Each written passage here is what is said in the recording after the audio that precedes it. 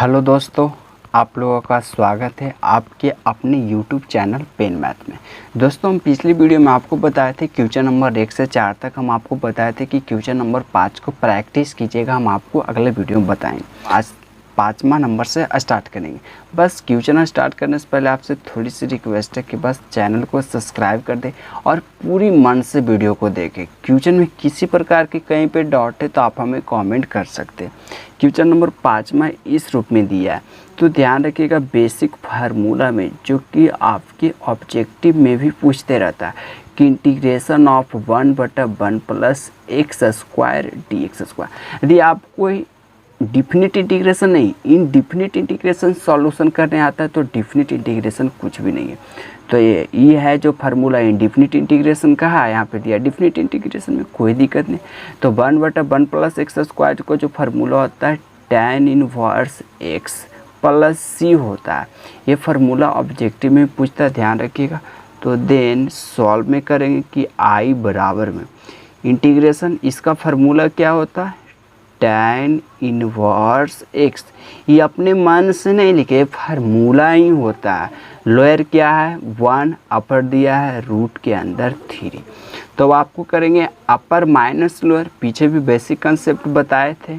तो आई बराबर में एक्स की जगह पर पहले रख देंगे अपर, तो tan इनवर्स एक्स की जगह पर क्या रखना है अपर में √3, ऑलवेज माइनस लोअर, तो tan इनवर्स।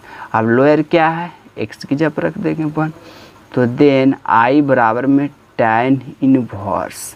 अब tan √3 कितना डिग्री का मान होता है, ये देखिए 60 डिग्री का। यहाँ से लिख दीजिए tan, क्योंकि ये फार्मूला होता है tan इनवर्स tan थीटा, तो इसको tan में चेंज कीजिए। √3 कितना डिग्री का मान होता है 60 डिग्री का, तो 60 डिग्री को रेडियन में चेंज कीजिएगा तो π/3। रेडियन में कैसे चेंज होता है सर, तो π/180 से गुना कर दीजिए, रेडियन में चेंज हो जाएगा, माइनस tan इनवर्स। अब 1 है तो 45 डिग्री का मान होता है, तो यहाँ पे लिख सकते तो tan 45, लेकिन 45 को रेडियन में चेंज कीजिएगा तो π/4 हो जाएगा इस तरह से।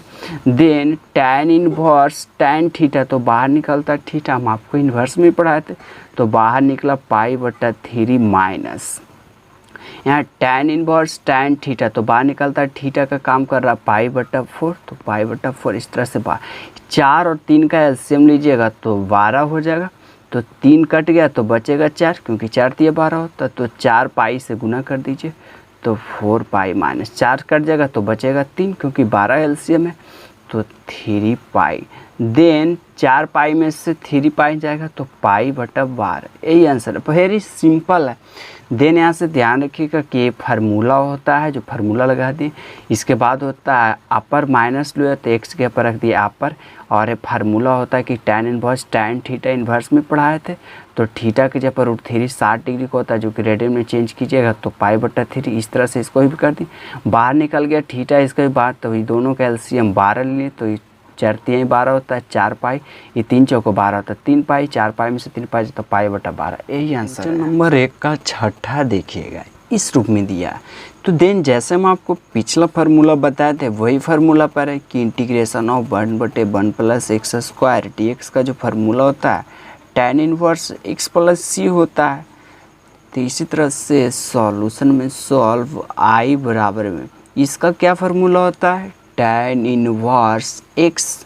यहाँ पे लोअर अवधि दिया है 0, अपर दिया है 1, तो फिर से ही कर्म करेंगे कि आई बराबर में tan इनवर्स अपर, तो अपर कर देंगे 1 माइनस लोअर, तो tan इनवर्स लोअर की जगह पर क्या रखेंगे 0, एक्स की जगह पर रख रहे हैं। देन tan इनवर्स, अब tan इनवर्स tan थीटा होता है, तो tan में चेंज कर दीजिए 1 को, तो 1 कितना डिग्री का मान होता है tan, तो tan 45 का मान होता है। tan 45 नहीं लिख कर हम π/4 लिख दें, रेडियन में चेंज करने के लिए π/180 से गुना कीजिएगा 45 से, तो इस तरह से काटिएगा तो 4 बार में कट जाएगा, तो π/4 माइनस tan इनवर्स tan। अब 0 कितना डिग्री होता है, तो tan 0 का ही मान 0 होता है। देन इस तरह से आई बराबर में tan इनवर्स tan थीटा, तो बाहर क्या निकलेगा बाबू, फार्मूला होता है पाई/4 माइनस tan/tan थीटा, तो बाहर क्या निकलेगा 0। इस तरह से i बराबर में 0 का जोड़ी घटाइएगा तो कोई मतलब नहीं। इस तरह से पाई/4 आंसर होगा। फिर से समझिए, लेट नहीं कीजिए समझने में। tan इनवर्स इसका जो फार्मूला होता है, फार्मूला पर लगा दिए, अपर माइनस लोअर कर दिए, तो यहाँ पे 1 कितना डिग्री का मान होता है 45 डिग्री, तो पाई/4 लिख दिए। तो tan इनवर्स tan थीटा, तो बाहर निकलता है थीटा, तो थीटा काम कर रहा पाई/4। इसी तरह से इसमें भी किए तो 0 बार, तो 0 को घटाइएगा तो किससे कोई फर्क नहीं पड़ता। देन i बराबर पाई/4 का 7वां देखिएगा, बहुत इंपॉर्टेंट ऑब्जेक्टिव में भी पूछता है कि i बराबर में हर क्वेश्चन में फार्मूला बताते जा रहे हैं, बस ध्यान रखिएगा कि इंडिफिनिट है। हम आपको इंडिफिनिट इंटीग्रेशन का फार्मूला बताते हैं कि रूट के अंदर 1 - x² है तो dx, तो इसका जो फार्मूला होता है साइन इनवर्स x होता है। बोलेगा सर आप फार्मूला रटते हैं, नहीं रटते हैं, कैसे फार्मूला निकालते? देखो थोड़ा सा समझो कि DC of sine inverse x dx, तो इसका DC क्या होता है? साइन इनवर्स का इन होता है 1/रूट के अंदर 1 - x²। तो इसी का जब इंटीग्रेशन पूछेगा तो DC वाला बताना है, एक दूसरे का उल्टा होता है। तो इसी को तो आपको पूछ रहा था, हम DC वाला बता दिए। बस इस तरह से आप ध्यान रख सकते हैं। आप किस तरह से ध्यान रखिएगा आपकी मर्जी, हम आपको बता दिए अपना मेथड। तो i बराबर में सॉल्व में देखिएगा, तो इसका फार्मूला क्या होता है बाबू? साइन इनवर्स x, और लोअर क्या दिया है 0, अपर क्या दिया है 1।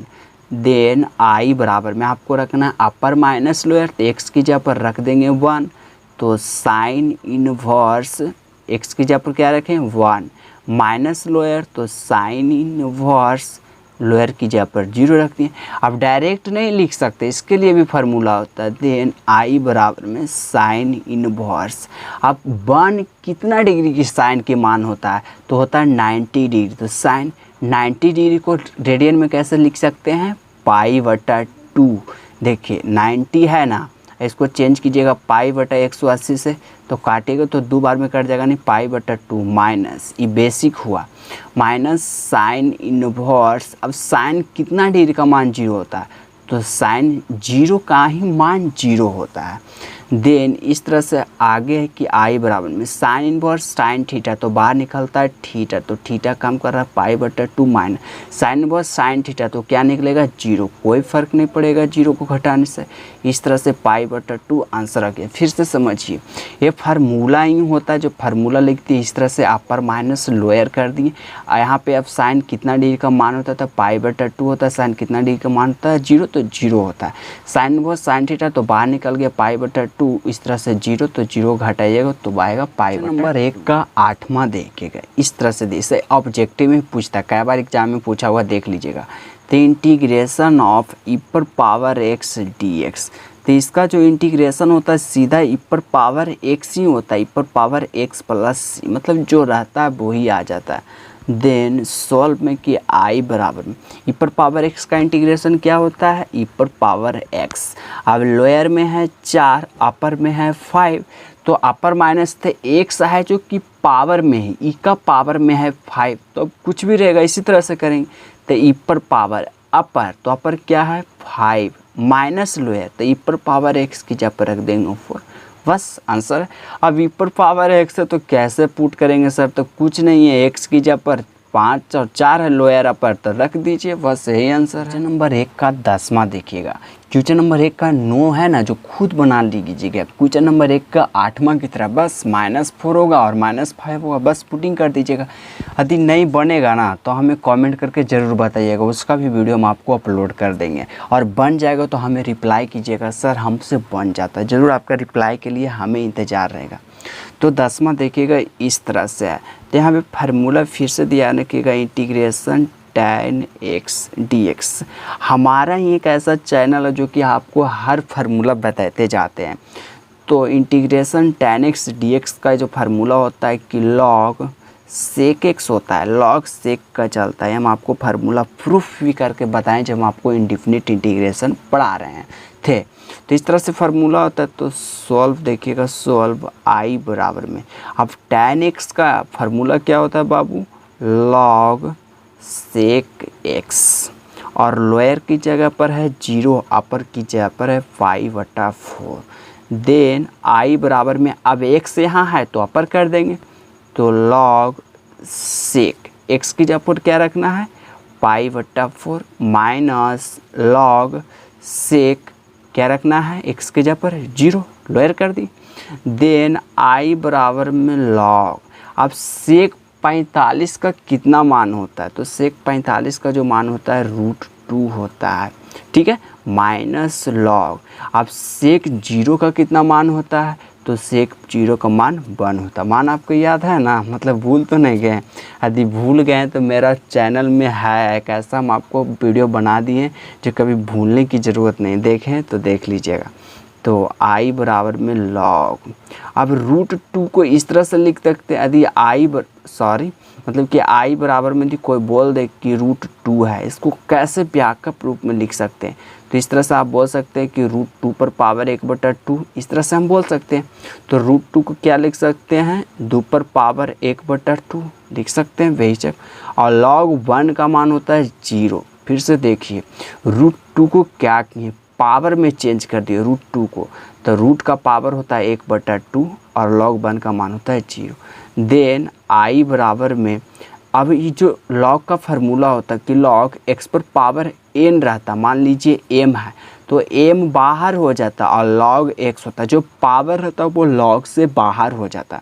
तो इसका पावर क्या है 1/2 है, तो 1/2 बाहर हो गया और लॉग रह गया 2, और 0 तो घटाइएगा तो कोई फ़ायदा नहीं, यही आंसर है, बस इसको दिया है ई के रूप में। फिर से समझो मेरा वाई की जो लॉग का फार्मूला होता है, लॉग पर मान रख दिए और √2 को लिख दिए 1/√2, पावर में लिख दिए तो लॉग से पावर में रहता है जो बाहर आ जाता, और लॉग 1 का मान 0 होता है, घटाइएगा तो ये इस तरह से आंसर आ गया।